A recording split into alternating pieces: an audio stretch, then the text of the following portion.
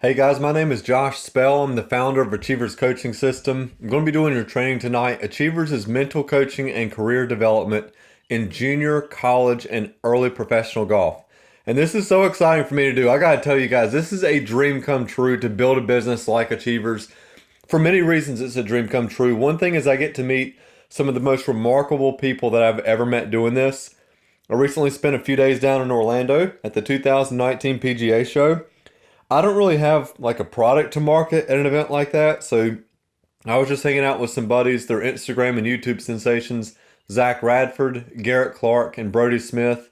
If you follow any of these guys on Instagram, you know Brody, he's the Frisbee guy that's turned golfer.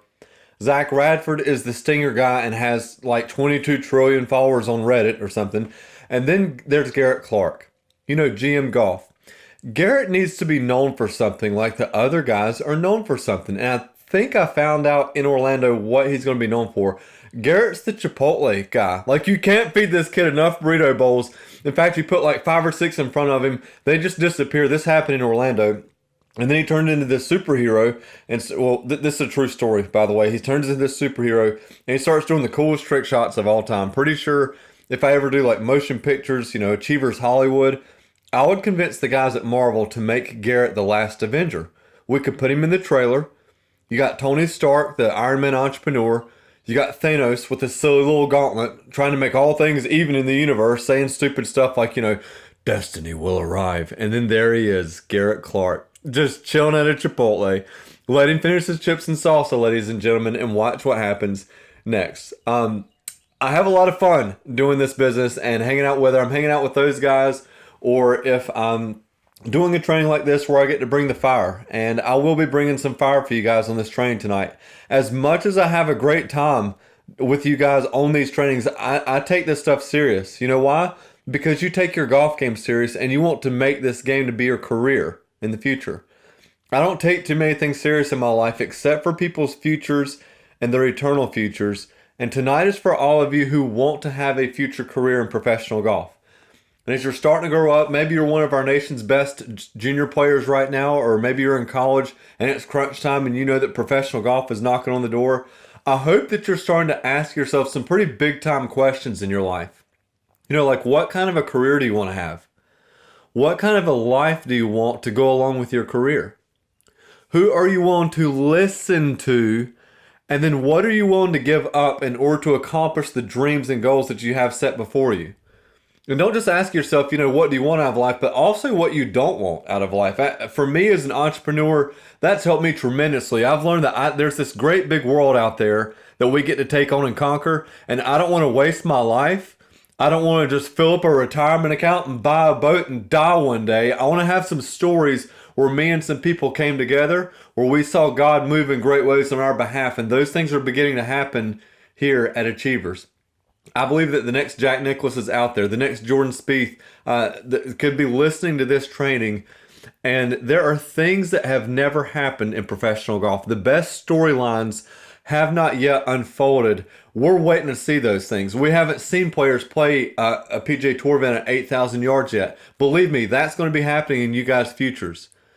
And if professional golf is your dream, that's fine. But the bigger the dream you have, the bigger the price you have to pay. And you cannot negotiate the price of success.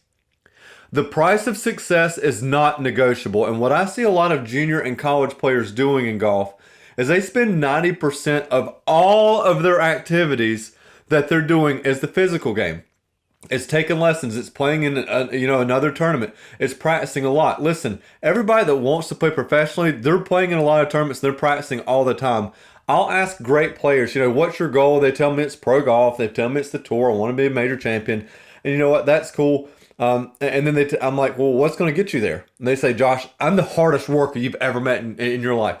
That's cool. Okay, that's great. But hard work does not equate to you having a successful career on the PGA Tour.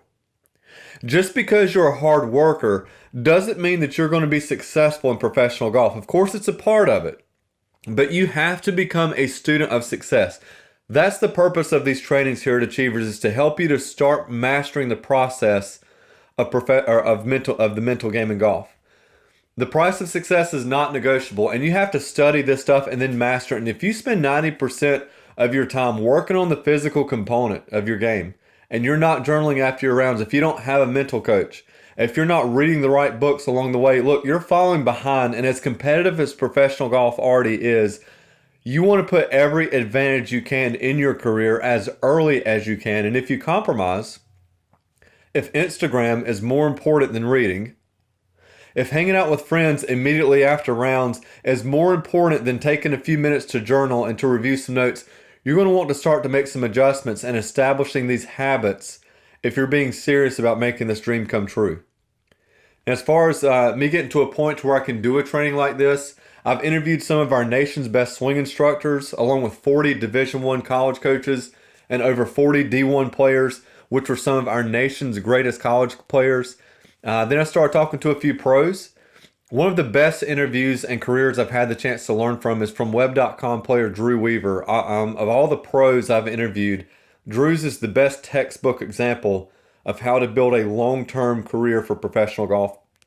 And if you're one of my students, you've heard me talk about his career before.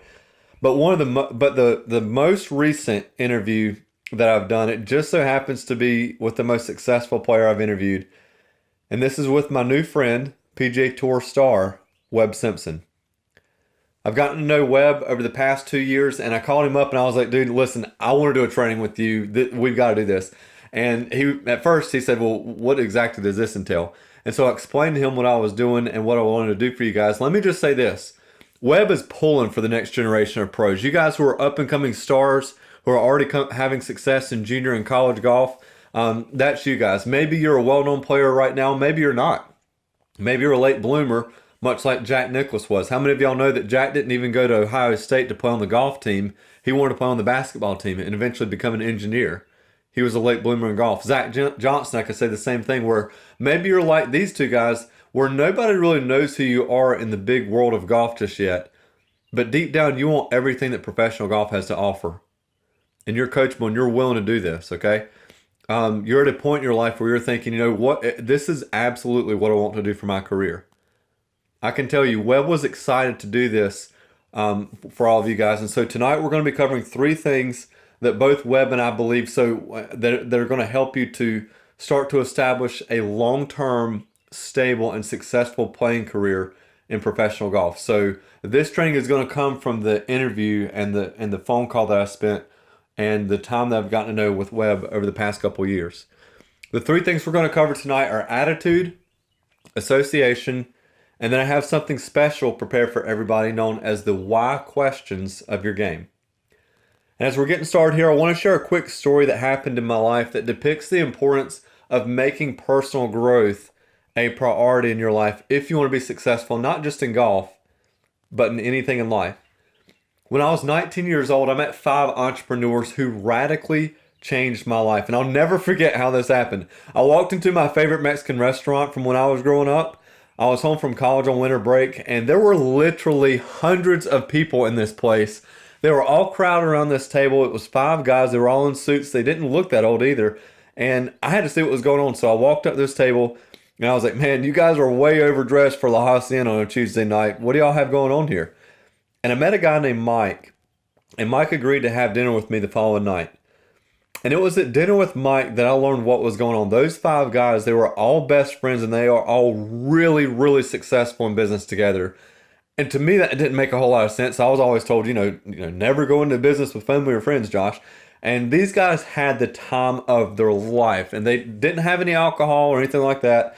I was in college, so I was like, how can you have fun without alcohol? It was a misnomer to me. And so all 5 of these guys were retired multimillionaires. The oldest person in that group was 32 years old. And I was like, holy crap, like what happened here? And as I met them and I got to know them more down the road, there was something deep down, there was something that really drew me to these guys. They had time, they had a ton of money, they had friends, they had respect. Their money didn't control them, they controlled their money. They had a following of people. And later after dinner with Mike, I got to meet some of the families. I really like how the wives talked about and treated their husbands. And I really like how the husbands treated their wives and even talked about their lives when they weren't around. These people had so many things I really wanted in life. And honestly, they even had things that I didn't know that I wanted in life. And at dinner with Mike, he said something that completely changed the direction of my life. He said, Josh, if you take everything that my wife and I own away from us, if you take away the property that we have up in Virginia, so this is like a 110-acre compound that Mike alone, he owned up in Virginia. This is a total guys retreat. We would go up there and race dirt bikes, four-wheelers, shoot shotguns, target shooting. We would have paintball wars up there. You want to get my attention? Okay, say something about paintball where I get to go and hunt my friends. Okay, that's what we would go and do. It was 10 teams of 10, 100 people playing up there. He said, Josh, you could take that away. You could take our estate in Cary, North Carolina away. Mike was really big into collecting dirt bikes, and so he had a Hummer house behind his estate. And this was like this really big garage. He kept 120 motocross bikes and just four-wheelers and stuff back there. It was on marble floors. It was all pristine. I was like, this is kind of different. But he said you could take all that away. You could take away the home in Florida. If you took all the money out of my banking accounts and destroyed my business, and if you put me out on the street with absolutely nothing, what do you think would happen if you gave me about 2 to 5 years? And I said, I don't know, man. You'd probably go and shoot the people that just wrecked your life. He said, please give me a legitimate answer. I said, okay, I'm sorry. I was like, man, I don't know. I guess you'd figure out how to get it all back. And I'll never forget this. Mike said, yep. And he leaned back in his chair and he took a sip of his sweet tea and he smiled. And I was like, here's this guy that's done something I've never even heard of. I'm from little old Archdale, Trinity, North Carolina. I don't come from success, okay? And not only has this guy just has like this dream life with his buddies, but if he lost it all, he could go and get it back. And I knew what he was telling me was the truth. And he said this, he said, Josh, if you'll find out in life, and especially here in this country, in America, that there are certain duplicatable patterns of success that anybody can learn. And those who follow the patterns of success will be the ones who win as big as they want to at just about anything that they choose to do. He said, that's the beauty of coaching and mentorship. And so I took the next 6 years and I was mentored by these guys who taught me basically 9 core principles of success. And it's amazing for me to see how well this stuff translates into the game of golf. For me, I was a 16 handicap when I started applying these principles. 4 years later, I was a +1. So I shaved 17 strokes off my own game. And now I love coaching this to my players. Here's why I share that story with all of you tonight. Because you're at a point in your life where you can learn how to become truly successful at a very young age. And there's a way to build a career that lasts in professional golf. But all of you guys have more talent than you do success principles. And if your goal is to have a successful playing career for a living, you're going to want to change that. You want to get this stuff down. And so step number 1 of this is making personal growth your number 1 priority in your game. You want to educate yourself on how to succeed in golf. And so check this out. Let's take it to golf now, okay? If you took Webb Simpson out of the game of golf and if you placed him in any other endeavor and he had the passion that he has for golf in that endeavor, and you take his attitude with him, you take his time management skills, you take his mental game, his mentality, work ethic, just figuring out how to do something, how to succeed in something, what's going to happen? He's going to succeed probably at the highest level of whatever endeavor that goes in, that he would go into. Guys, that's called real success. And there are a lot of players, your peers that you're surrounded by right now, that if you took them out of golf, they would struggle in life. Why? Because they're basing their entire career on talent, not personal growth. In fact, most players, they start off pursuing professional golf like this, whether it's on mini tours, Canadian Tour, Webb.com Tour, and the number 1 cause of failure on those tours isn't because of a lack of talent. It's because of a lack of personal development and an absence of certain success principles that are required to be there in order to become one of the best players in the world. And so we're going to be jumping into 2 of those intangibles of success in this training on your game. But I want you to just understand that these intangibles are the most important things we're going to talk about tonight, and that's attitude and association. Remember how I said 9 core principles that Mike and his business partners taught me? Those are 2 of the 9. And that's really the purpose of Achievers, is I'm going to help teach you guys this stuff. I can't do it all in one training. I will be making future trainings. Let's get into this. Attitude and thought process. When I think about attitude, I think about thought process. I think about what's the overall arching theme of your mental game and your entire career, really. And it needs to be this: I'm a student of success in golf. And here's why you want to be: because success isn't some arbitrary thing that falls from the sky and hits you on the head one day, and then all of a sudden you've got your tour card and you make 1.5 million playing each year, another 4 million in endorsements. Okay, that's the tour average for what you make on the PGA Tour. Success is predictable, and success leaves clues. If a player isn't moving on, there are reasons. If a player is moving on, there are reasons. There are indicators and there are patterns to success in golf. One of those patterns is having the attitude of an overcomer. Webb Simpson is really good at proving to himself that he can battle through adversity, and he's had that attitude his entire career. I asked Webb this. I said, hey man, what are some of the hardest things that you've had to overcome in your golf career? And he said a low point for him was when he went to college. He was at Wake Forest University and he was on the Arnold Palmer Scholarship. Webb was the #1 ranked junior player in the country entering into his college career. And so he said that he put this pressure on himself to be that guy when he got to college. He wanted to be the #1 college player too. And he played okay his freshman year, never won anything. Sophomore year goes in, no wins, not playing that good. On to his junior year. Goes through his first semester. And so here we are after his first semester of his junior year. It's December. And he said, Josh, I still have no wins. By the way, when you're the #1 ranked junior player in the country, what are you used to doing? Winning golf tournaments nationally, and you're probably winning a lot locally. And so he's sitting there in Coach Haas's office, not doing what he's used to doing, and he wants to play professional golf. So he's winless and he is bummed. He said he was in tears telling his coach this, he's sorry for not producing, for not doing anything that he thought he was going to do for this team. And Coach Haas taught Webb Simpson one of the most important lessons of his career that day. He said, Webb, do you think that you've become a better player now than you were when you entered here as a freshman? And Webb said, absolutely. I'm way better. I know I am. I've got more shots in my game. I have a better understanding of the game. I just don't have the confidence because I haven't won. And Coach said this. He said, buddy, winning, that will come. What's most important is that you've gotten better and that you have the process to continue to get better in place. And so he said, Josh, I went home feeling way better after that conversation. And then he quit. He decided when he came back to quit focusing on winning and being that #1 player and just focus on the process of getting better. And he came back to school his second semester of his junior year, ended up winning his first college tournament. It was a big time tournament too. And then he went on to win more tournaments. And after that, he looked back, and the point that Coach Haas made with him was this. If you've gone through a stretch of your career and you're not getting the results, but you're getting better, or at least you have the process in place to get better, all you got to do is take a deep breath, focus less on the results and more on your development as a player. And the fact that happens here is that you don't produce results. You produce the hard work and you produce the process, and then the results will come later from having that process in place. Webb taught me this. This is a golden chunk of wisdom. If you're taking notes, this is the time to take a note. He said this. He said, Josh, honestly, it's a mystery on how and when the results come, but they'll come.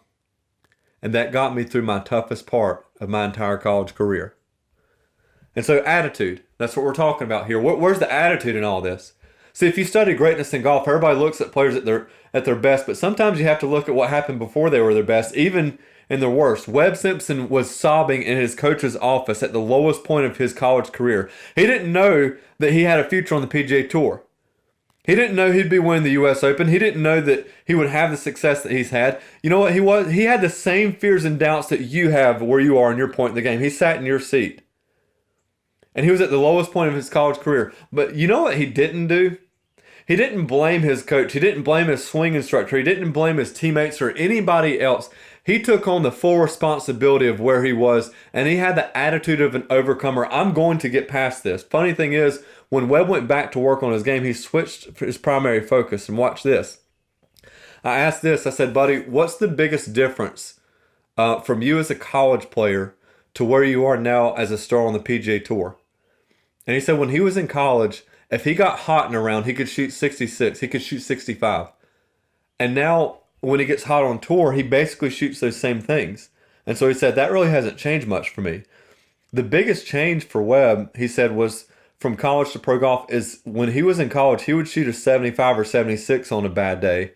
Now on tour, a bad day for him is even par or one over. You want to know what one of the biggest secrets there is to getting to the PGA Tour and then staying out there? Make your bad days a lot better. Get better at bad golf. And here's how you do it. Webb said he would be 180 yards out or so and have a 7-iron into a pin, and it would be tucked on the left side where there's a bunker over there and you got some trouble. He would take it right at that pin in college. And he said when he was trying to win events and be that guy, that number one player, that's when the high numbers would come on the bad days. Listen, if the PGA Tour is your goal and you're not playing your best, what's most players' normal tendencies when that's your thought process? To play more aggressive. Man, I'm too over on the front nine. I've got to start attacking pins and give myself more chances. If I really want to give pro golf a realistic chance, I've got to do this. And so Webb used to take on pins that would cost him, and he would turn a 2-over round into a 4-over round. And that was all happening in his mental game. Man, I've got to shoot in the 60s all the time if I want to move on. No, you don't.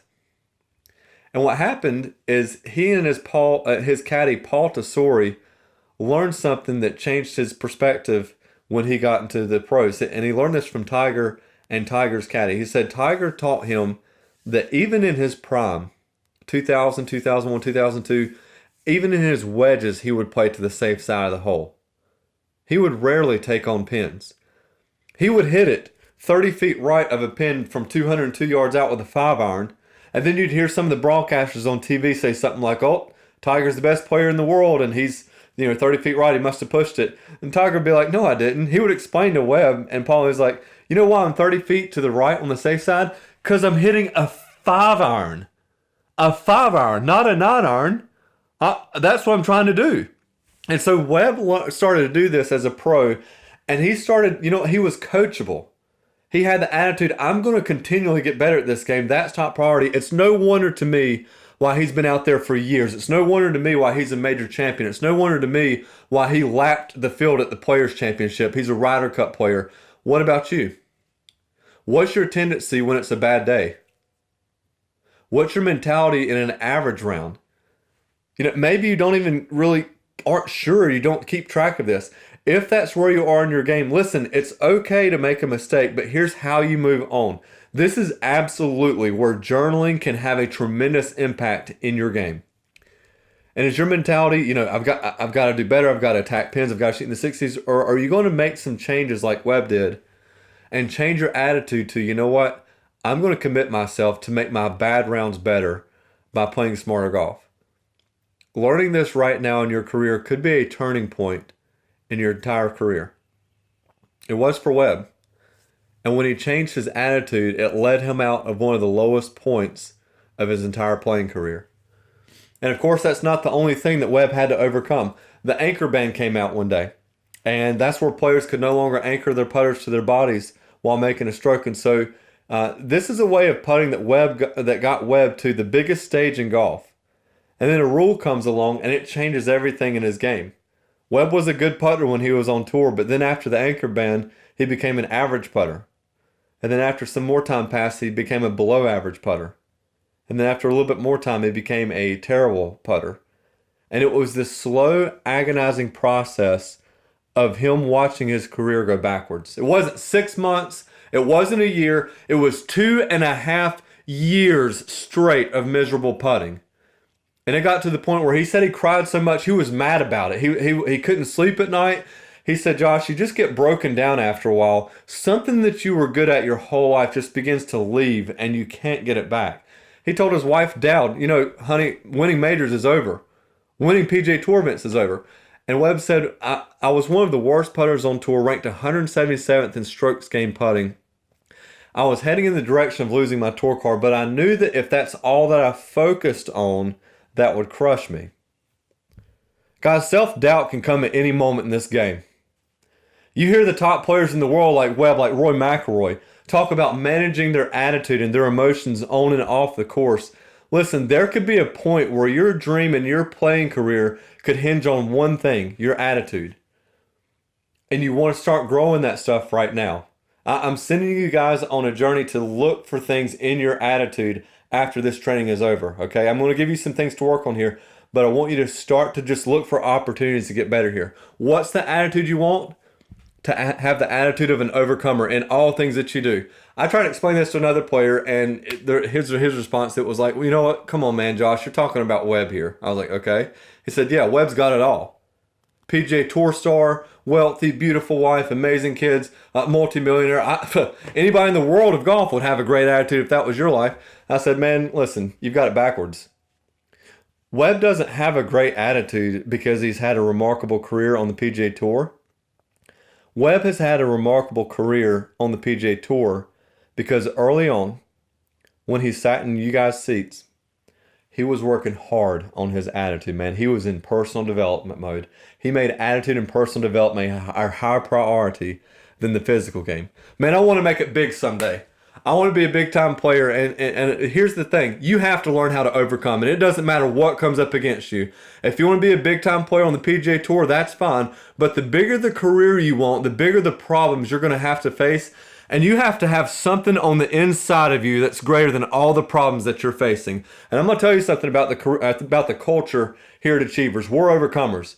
I am, and that's why I'm building a successful business. I don't let these guys come in and coach you guys or influence me for what I'm coaching you unless if they're overcomers. Drew Weaver is an overcomer. Webb Simpson is an overcomer. Guys like Zach Radford, people that have helped me on these Google Hangouts we've done. You know what? We're all overcomers, and praise God, we've found out how to overcome. We've learned that we don't let life control us. We control our lives. We don't let circumstances control us. We control our circumstances. We don't let what happens to us control our attitude or our actions. We don't have pity parties. We don't go, oh, woe is me, when things aren't going our way, when other players are moving on in their career and we're outworking them and we're falling behind. No, we will be victorious in the future because we're learning how to walk in absolute and total victory right now. And that's the attitude I want you guys to learn. Here's how you do that. You write an affirmation card down. This is what we're going to do this. We're going to do this. This is kind of a mouthful, but this will be the makings of a major champion 30-day challenge. And at the top, you do an index card. And at the top of that index card, write this. I have the makings of a major champion. And what I want you to do is find out after your rounds or even after your practices what areas of your game and even your entire life need an attitude check. And then take some notes on this stuff and then make yourself an affirmation card talking about this stuff. See, the things that you need to make this dream come true, you already have them. You just got to develop them.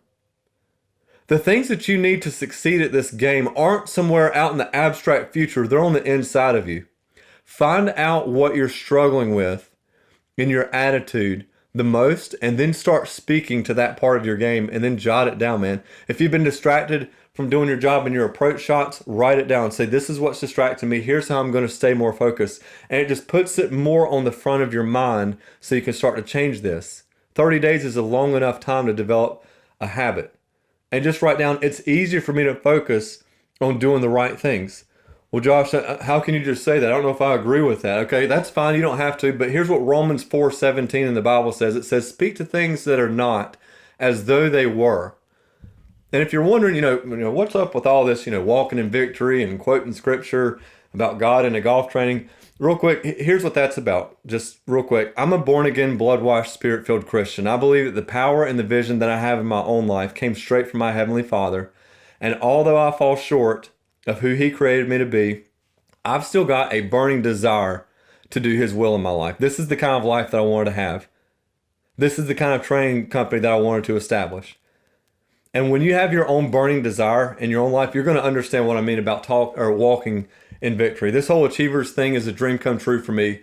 I don't really care if I make it that big or not. I wanted to at first, but you know what? I love doing this stuff, and all the honor and the credit that could come to me from doing this, I just give it to my risen Savior, Jesus Christ. He's the one that has helped me to do this. And you can succeed one of two ways. This is what Mike and his business partners taught me. You can succeed one of two ways. You can do it the world's way, which is your way, or you can do it God's way. And for me, I just want to lift Him up because He's the one that's given me the ability to coach you guys, just like He's given you the ability and the gifts that you have in this game. And how do you honor that gift? By speaking the right things into your game. And so that's what I want you guys to do for the attitude segment of this. Let's switch gears now. We're going to go into association real quick. I asked Webb, I was like, man, if you were going to coach the most talented junior players and college players in the world how to do what you've done, what would you tell them? What are the top priorities you've had in place to become successful? You know what he said? He said, you can have all the talent that you want, but you're not going to go very far unless if you surround yourself with the right team. And I'm not talking about having this perfect team if you're 16 years old in here, and I'm not talking about having 5 or 6 people, everybody like that, but at least surround yourself with 2 to 3 people who are like-minded, who are other players that can help you get to the next level. And it starts with that. Webb said this, and I thought this is very interesting that he said this. He said, I never would have made it on my own to the PGA Tour on my own. And so he had 3 guys who were like big brothers to him: Zach Johnson, Jonathan Bird, and Ben Crane. Building a team, you want to buy at the highest level of doing what it takes here, so you can have the rewards that the PGA Tour has to offer. Listen, if you hang around somebody that has a cold, what's going to happen to you if you stay around them long enough? You're going to catch a cold. If you hang around players that make excuses about everything, if you hang around other guys that they kind of put in the hours, but really they're looking for reasons not to practice, you know what I'm talking about? Eventually, if you hang around those guys long enough, it's their mentality that can rub off on you. They say they're going to play professional golf, but they don't stand a chance. Not because they're not talented, but they don't have the right attitude. They've got average attitudes. That turns into bad decisions. Listen, you might even have to cut some toxic people out of your life. You might have to say no to certain people more often. You may even have to reprioritize your social life for a set number of years. For my college guys listening to this, check this out. You've got people in school with you right now. They're in pre-med school, or they're a year or 2 ahead of you, and they're in medical school. They want to be our nation's next doctors. And not everybody that goes to medical school ends up becoming a doctor. Did y'all know that? And here's the habits of the people that are actually going to succeed in that dream. Here's what they do. They say no to parties. They say no to trips. They say no to vacations. They say no to drugs and alcohol when that comes up in their life. They say no to chasing girls around all the time. They say no to all these things. Why? Because they have a burning desire. They want the outcome of what becoming a doctor is going to afford them for the rest of their life. Not just a several $100,000 a year income. It's changing other people's lives, and in their case, it's saving lives. They get a PhD beside their name for the rest of their life. And so don't think it's so radical when you hear somebody say, you might need to cut some people out that are holding you back. I learned something pretty intriguing about association. There was a property owner in North Carolina, and he had a piece of land that he decided to grow trees on. And so he got them planted. The trees started growing up over the years. Everything took off great. But by the end of these trees' growing cycle, the property owner was disgusted with the height and the size of his trees. They were a lot shorter and smaller. And so he wanted to sell these trees off to a lumber company. And he said, none of this makes sense. He wasted these years of his life. He wasted a ton of money. And he was like, what is the deal? I did everything I was supposed to do. And so he hired an environmentalist. And after they did some testing, he later found out that the tract of land that these trees were on, they had these enormous rocks underneath the surface of the soil. And here's what he found out. That the height of a tree is determined by that tree's taproot. The taproot is what takes the root system underground, and the tree will grow as tall, as deep as that taproot goes. See, that's the key to how tall a tree grows. And the rocks that were underneath the soil, they were surrounding these roots, and they were stopping that taproot short of its full potential. A few years later, this guy, he took a trip to California, and he saw the redwood forest. Now listen, I'm no tree hugger, okay? But I do like movies like Fern Gully. Now let's see here, y'all are probably 16 to 25, so you don't know what that is. But you know what Avatar is, right? Think of that beautiful forest in Avatar. I don't know. I'm a sucker for beautiful forests. I love them. But there was trees in this redwood forest that are 30 feet wide, and they can grow up to 300 feet tall. The oldest living tree in the world is 2,000 years old. Think about that. It's 2,000 years old. It's a giant redwood tree in this national park. And this guy remembered what he learned about the root systems, and he was like, man, I want to see how far these things go. They go all the way to China, I bet. And so he talked to this park ranger, and he found out that these trees' roots weren't even as deep as his trees back in North Carolina. And he was like, how in the world does that work? And how he learned how the redwood tree becomes the tallest, biggest, longest standing trees on the planet is that their root system, they intertwine with other redwood trees around them. And they do this at a very early age. It's this huge, magnificent forest with an underground interconnected root system, and they all gain strength and stability from one another. And as they grow up, they pass by smaller trees and then they end up overlooking the world around them. Why? Because they all have roots and they were all tied to one another. Park Ranger said this. He said, they're the only trees in the world that do that. And in fact, their roots will bypass and choke out other trees just to get to another redwood. In your life, the people that you surround yourself with are going to have a lot to do with how far you go. Your closest friends, your squad. I should have named this training Squad Goals. Your squad is going to have a lot to do with how much of your potential that you're going to be able to reach. And so what do you look for in developing these friendships? Obviously, you've got probably a swing instructor. I'm helping you out on the mental side of things. I've got that covered. I love doing this stuff, and I love helping you guys. So you got that. But really, you want to develop 2 to 3 friends that are going in life where you want to go in this game. Do they stretch you? And are they further along in their careers that can help pull you faster to get there? So that's one of the things that you want to look for. People that are a couple years ahead of you and that you trust them and they are better players than you are. And they also have the dream and goal of playing in professional golf. They will make decisions differently if you guys share the same dreams. And here's the second thing that you want to look for. Do they share the same system of values that you have? Listen, if you allow people to come into your life who constantly put you in positions where you might compromise your values, if you're around some guys who are all about having a good time, that take things too far with jokes, eventually with drugs and alcohol, with girls, and if you don't really feel like you can be yourself around them, those are toxic friendships. And if you want to go somewhere in life, you're going to want to start to disassociate from certain people in your lives.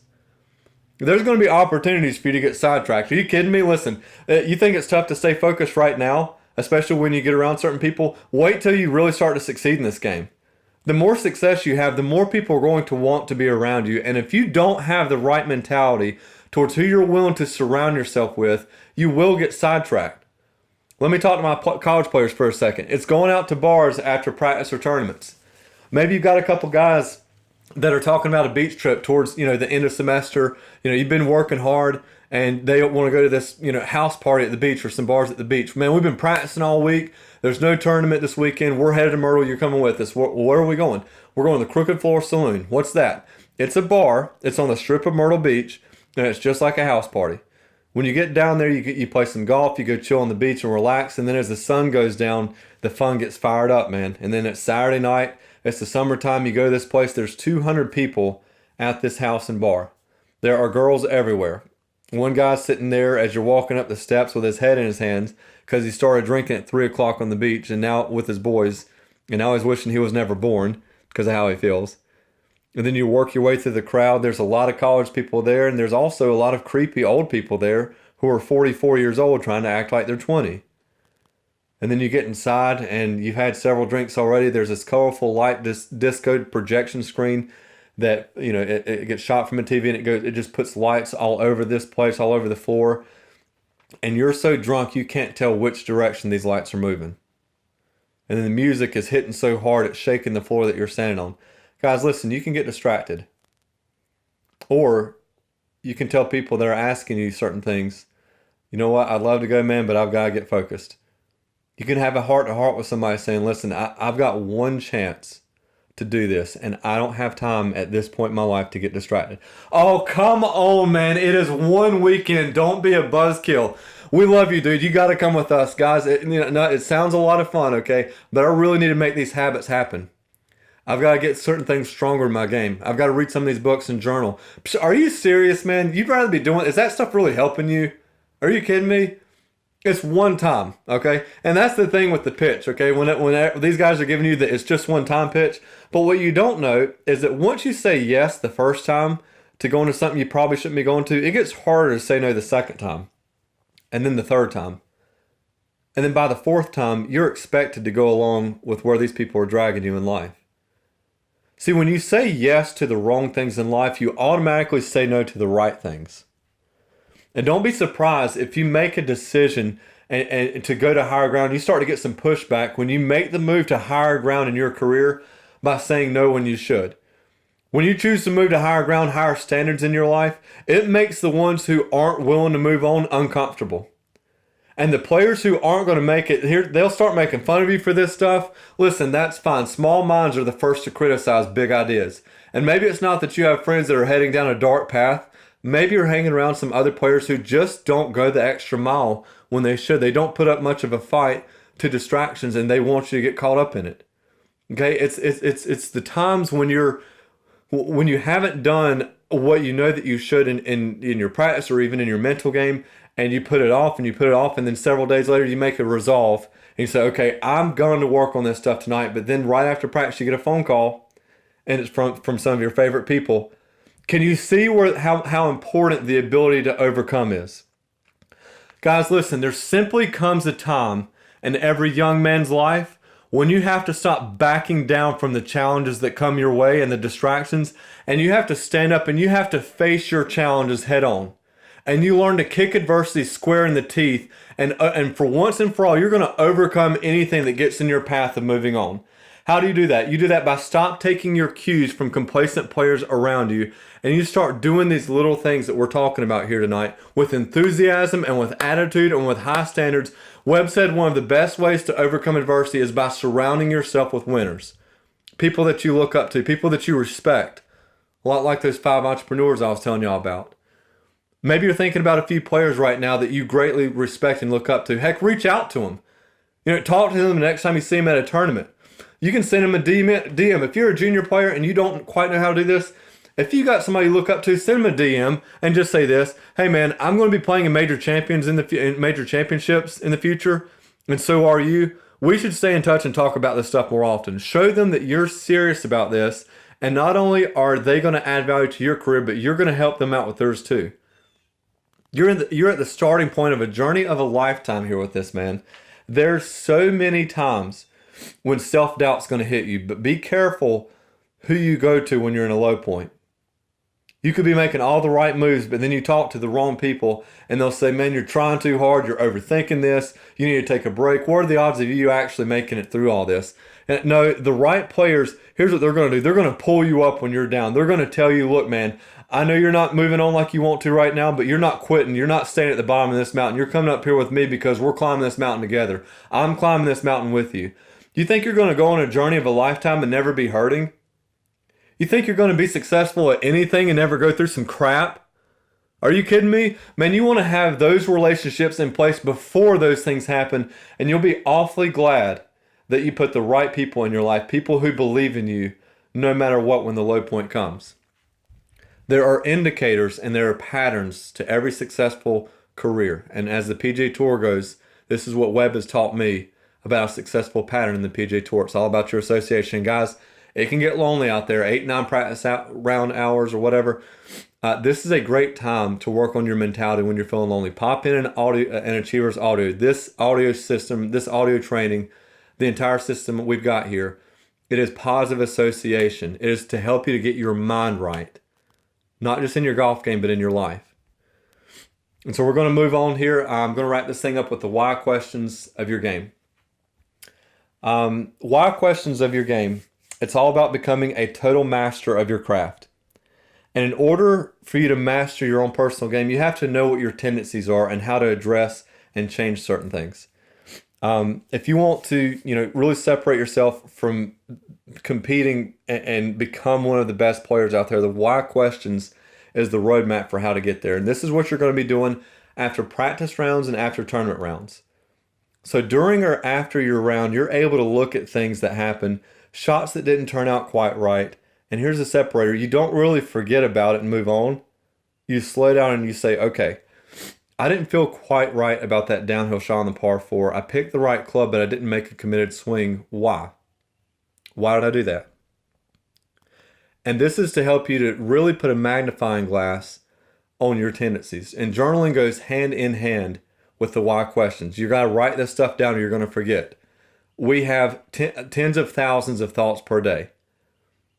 And so one thing that I've learned from journaling, and one thing I asked Webb about from the why questions of golf is this. I said, hey man, he was talking to me about water, what that does to affect ball flight on the ball. And he said it goes more sideways. He said, I would have never figured this out if I didn't have the why questions in place. And he was playing Colonial one time. He was tied for the lead. And he said that he saw that he hit this shot, but there was water all over his ball. He had to cut a 3-wood around a tree where he pushed his tee shot. It was a par 5. And he said he should have laid up, but the ball squirted about 30 feet or 30 yards right of where he was trying to go and went right into the water. And he looked at Paulie, his caddy, and he looked puzzled at him, and he was like, buddy, I hit the perfect shot. I don't know what happened there. But they remembered the water on the ball, and then they started doing some research, and they found out that water will put more spin on the ball. And for me, I had a player, I was coaching an AJGA event, and he had the lead after 2 days of his AJGA event, and then he shot 4 over the last day. He was in tears, okay? This dude, he wanted to win so bad. And crying, I get it. He was crying because he was just mad, okay? Mad about losing. And he called me after his round. And I saw the live scoring, so I already know what he shot. And he was sobbing on the phone, and I asked him how he felt like that he played that day. And he said, that's the problem. I hit it right where I wanted to. My iron game, I had a better iron game than I did the first 2 rounds. But I kept going long on my approaches. And here's what we did. We started the why questions of golf. And I started to ask him, I was like, well, man, were your yardages right? He said they were dead on.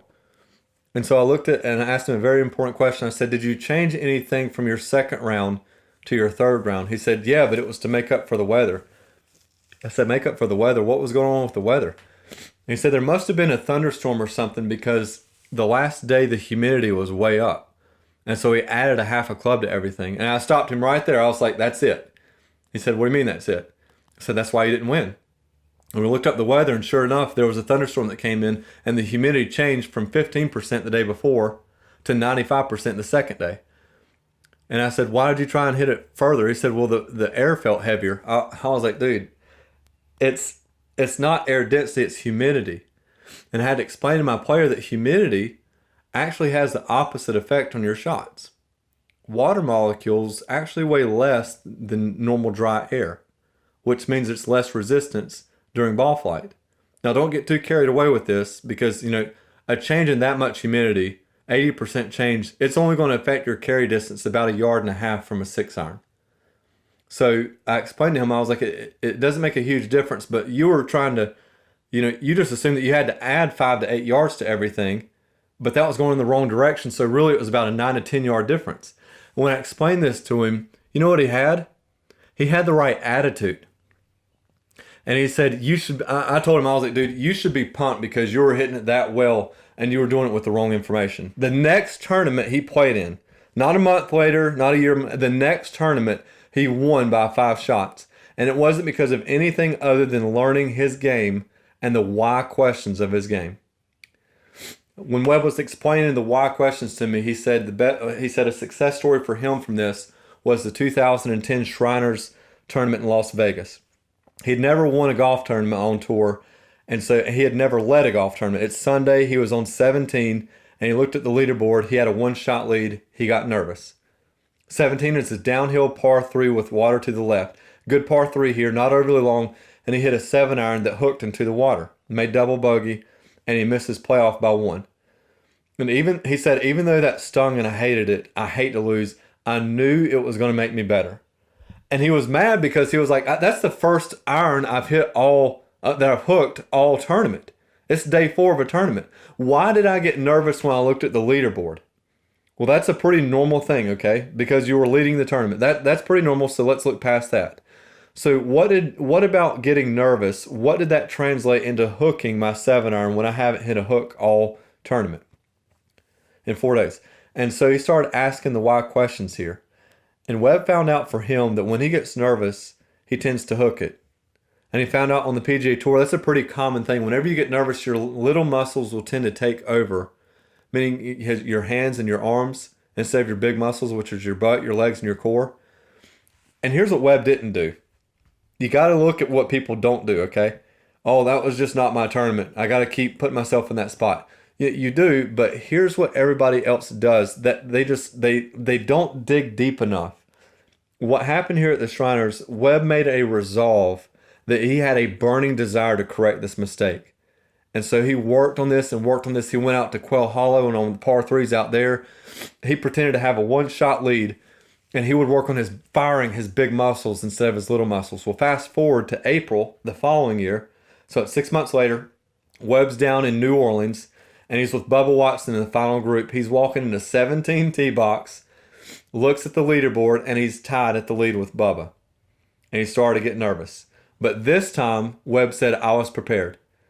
And he said, I knew what I felt. I've been practicing for this, and so I couldn't wait to use this exercise to make sure that my big muscles were the ones hitting the ball. He said that they were on 17, and wouldn't you know it, it's a longer par 3 downhill, water left. He was excited. He said, I was so excited to be in that situation because I knew I had done the work. I took a weakness and I worked on it.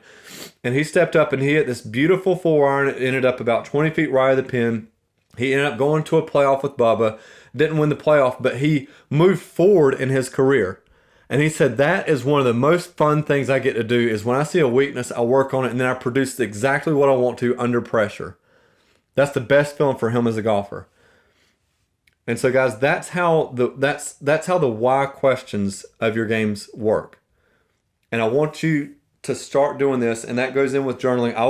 I've got other trainings I'll be doing on journaling, but get started with that. Start asking yourself the why questions. Spend 10 to 15 minutes of what's going on in certain stages of a tournament, in your practice rounds even, and make this a habit. Don't just do it once or twice. If you're being serious about pro golf, that's what it takes. I hope that you guys learned something about attitude tonight, about having the attitude overcomer.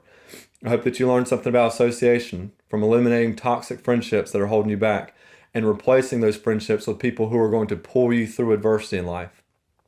And I hope that you learned something from the why questions of golf. I enjoyed doing this training with everybody tonight. Love you guys to death, and I'm looking forward to seeing you guys increase and succeed in this in the near future. God bless you guys.